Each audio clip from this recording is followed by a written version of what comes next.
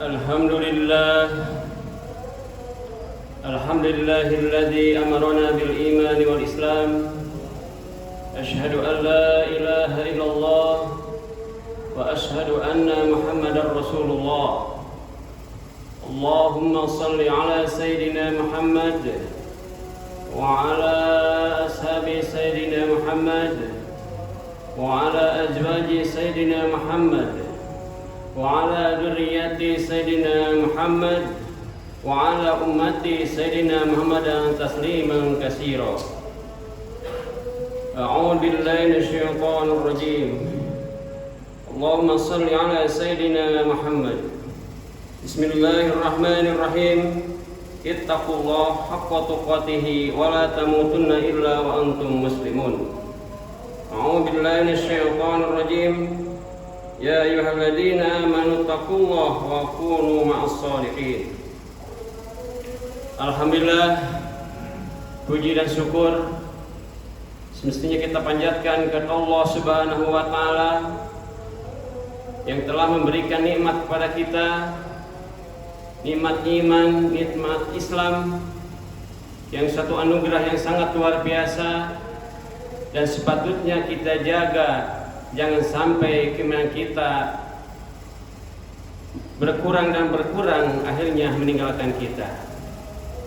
Tak lupa pula kita senantiasa membacakan sholawat serta salam kepada junjungan kita baginda Rasulullah SAW, pada keluarganya, pada sahabatnya, dan juga kepada kita semuanya.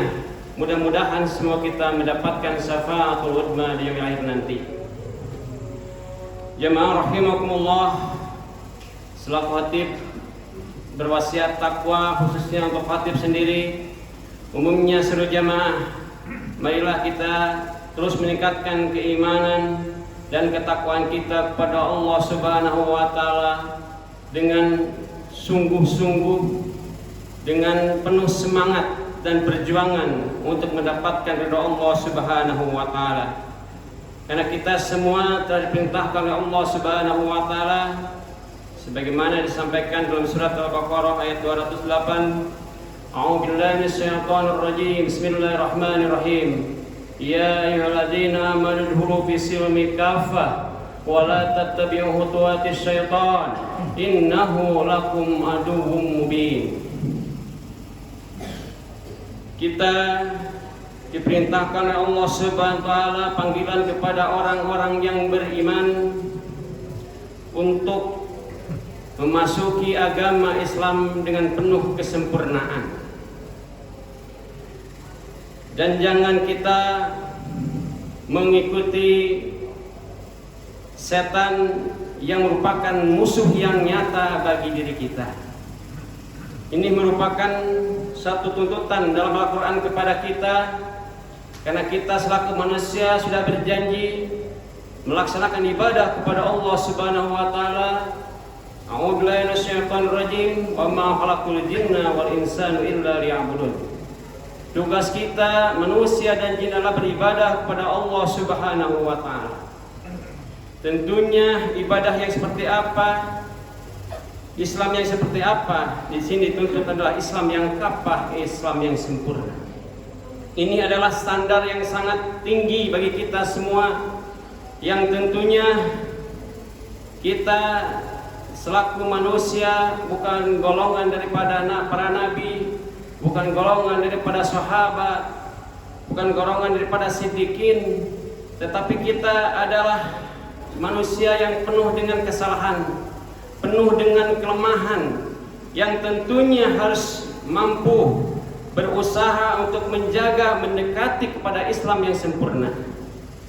Tentunya untuk mendapatkan Islam yang sempurna, apa yang bisa kita lakukan agar iman kita tetap ke bawah sampai akhir hayat nanti.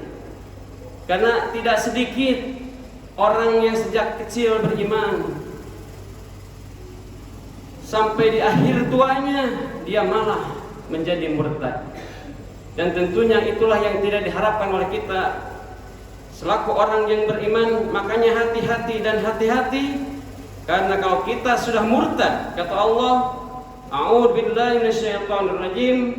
Wa may yartadid minkum an dinihi fayamut wa huwa kafir fa ulaika habitat a'maluhum fid dunya wal akhirah ulaika ashabun nar hum fiha khalidun.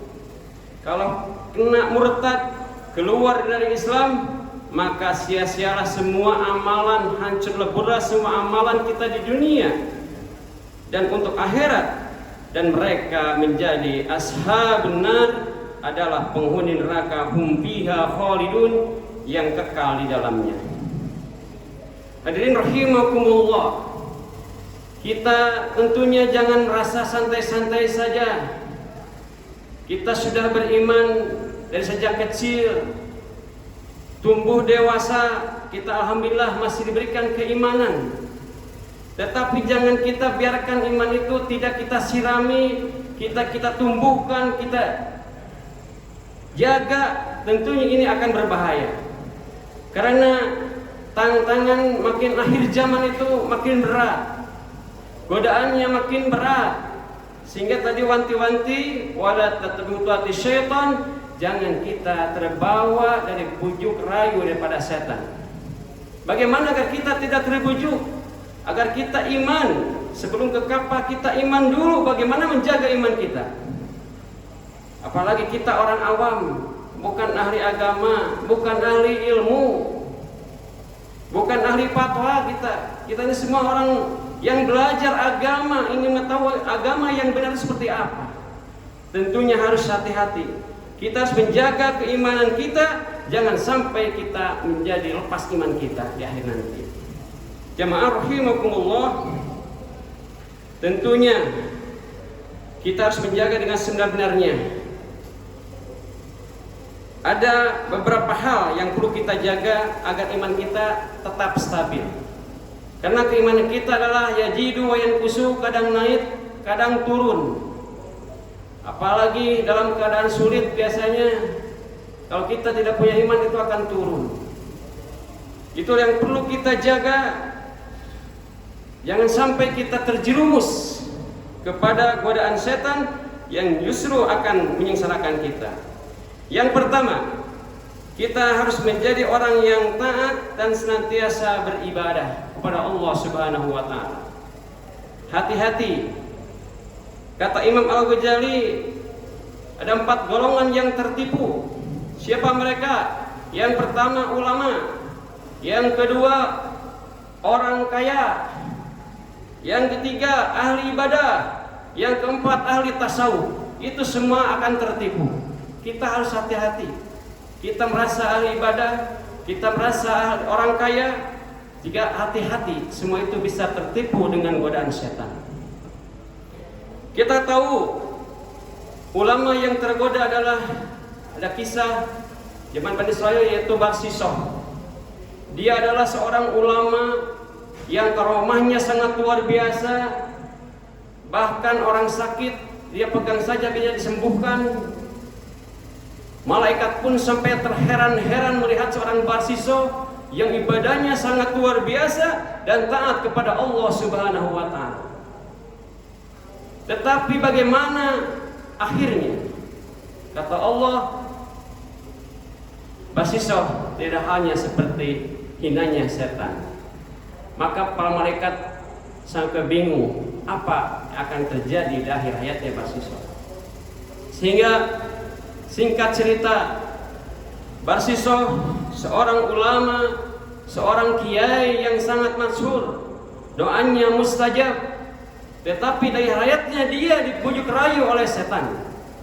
Sehingga pada suatu waktu Barsisah karena sudah terkenal mampu mengobati orang yang sakit jiwa, sehingga anak raja diutus untuk dibawa ke Barsisah karena anaknya sakit jiwa. Dibawalah oleh pasukan ke tempat Barsisah, di mana Barsisah tinggal di tempat yang sangat jauh dari perkampungan. Dia tinggal di hutan sendirian karena ingin dekatnya beribadah kepada Allah Subhanahu wa taala. Tetapi apa yang terjadi ketika anak raja dibawa untuk diobati, lalu setan datang kepada Barsisah. Barsisah, kau sudah lelah ibadah, kau terus sholat terus, maka manfaatkanlah sekarang, bersenang-senanglah sedikit. ini ada seorang gadis yang datang kepadamu dan ditinggalkan oleh pasukannya. Disitulah Barsisoh tergoncang, mulai hatinya terayu oleh bujuk rayu daripada setan, dan akhirnya terjadilah perzinahan oleh Barsisoh. Itulah seorang ulama juga bisa terkena tipu daya setan. Setelah itu maka Barsisoh bingung, bagaimana ini? Aku malu dan takut ketahuan oleh manusia, karena aku adalah ahli ibadah, aku orang yang sangat terhormat. Dan setan datang lagi, Barsisoh, kau kuburlah gadis ini, buang dan kau pergi. Lalu dibunuhlah gadis tersebut dan dibuanglah ke hutan. Itulah yang terjadi yang kedua kesalahan daripada Barsisoh. Lalu Barsisoh pergi dan tetap dicari oleh pasukan raja karena mendengar Barsisoh itu telah membunuh anaknya. Dari mana raja tahu? Setan pintar, setan membantu wajahnya datang ke kerajaan seperti kakek-kakek yang soleh. Dia menceritakan bahwa Barsisoh telah membunuh anaknya. Lalu ditangkaplah Barsisoh sampai Barsisoh disalib di kerajaan. Tidak puas sampai di sana, setan mengganggu Barsisoh. Barsisoh, kau sudah mau disalib, tidak lagi yang bisa menolong kecuali aku. Bagaimana caranya, kata Barsisoh? Barsisoh sambil lelah juga bersemangat.